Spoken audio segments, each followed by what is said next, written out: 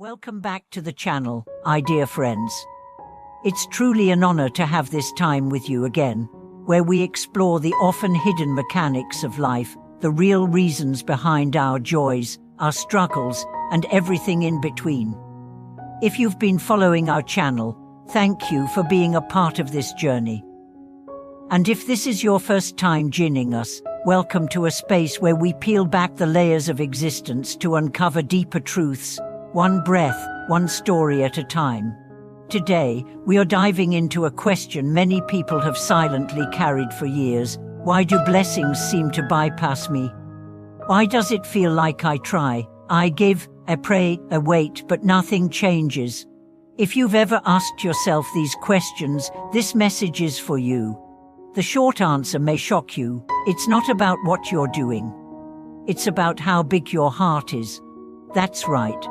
The size of your heart, the capacity of your inner world might be the reason why your blessings cannot find room to enter. And today, we're going to go deep into understanding what this means, how it works, and what you can do to open your life to the abundance that is already waiting.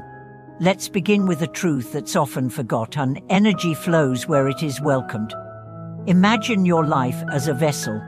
Blessings, whether they're in the form of opportunities, relationships, money, health, or peace, are like water. They can only stay if your vessel can hold them. But if your heart is narrow, judgmental, anxious, or filled with resentment, your vessel leaks.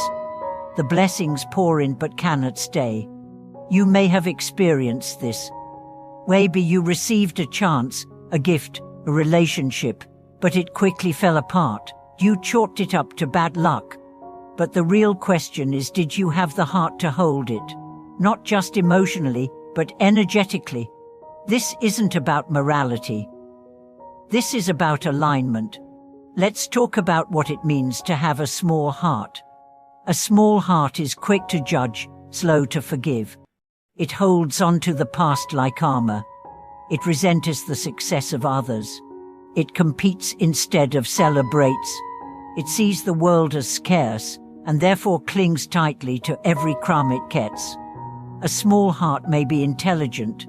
It may even be generous on the surface, but underneath, it is closed.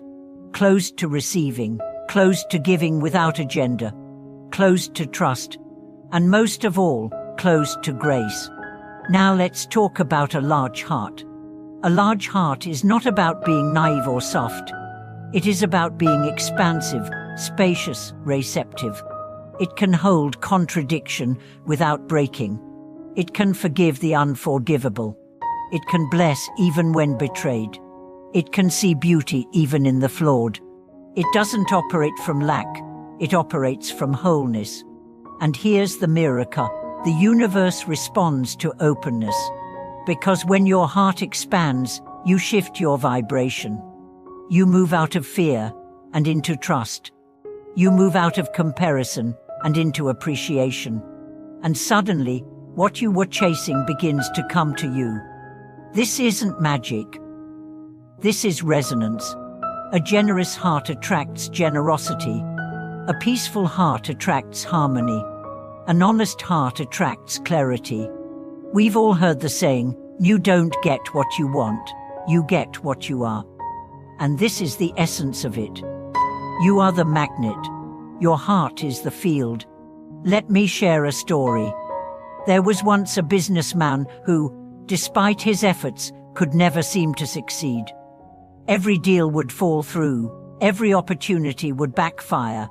Frustrated, he visited a monk known for his wisdom. The monk didn't ask about his business. Instead, he served him tea.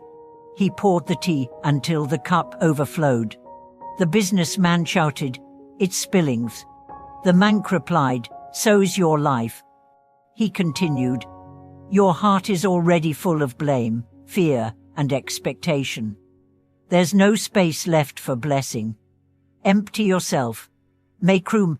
The man didn't understand at first, but over time, he started releasing his need to control, his obsession with outcomes, his fear of failure. He began practicing kindness, not for gain, but for growth. He forgave those who wronged him, he made amends, and slowly, his life changed. Not overnight, but deeply. He didn't become a millionaire. He became something better content, and from that state of contentment, abundance began to appear. This is how it works. Blessings don't chase you. They wait for you to become ready. And readiness is not about doing more. It's about being more open, being more humble, being more loving. Now let's make this practical. Ask yourself, where am I tight? Where in my life do I hold back love, forgiveness, gratitude? Where do I give conditionally? Where do I compare and complain? These are signs of constriction, and constriction pushes blessings away. Begin by softening, not by force, but by intention. Each day, practice opening. Say thank you even for small things. Bless others even when you feel envy. Forgive, not because they deserve it, but because you do. Release what you cannot control. Receive with humility, not guilt. All of these are practices of expanding your heart. And as your heart expands, so does your life. People will notice it, not because you're louder or more visible, but because your presence feels different, safer, warmer, more grounded. You become someone others want to be around, because your energy nourishes instead of drains. And blessings flow where nourishment lives. Let's go even deeper. Sometimes, your life is blocked not because of punishment, but because of preparation. Sometimes, the universe delays your blessing because your current heart cannot hold the weight of what's coming. It's not rejection. It's mercy. It's wisdom saying, not yet. First, grow. And when you grow, not by doing, but by becoming, everything changes. You stop begging for life to change. You start becoming the change. And life follows. Because life is not happening to you. It's happening through you. Through your frequency. Through your openness. Through your heart. So if you feel like your blessings aren't coming, stop chasing. Start expanding. Start stretching the walls of your inner world.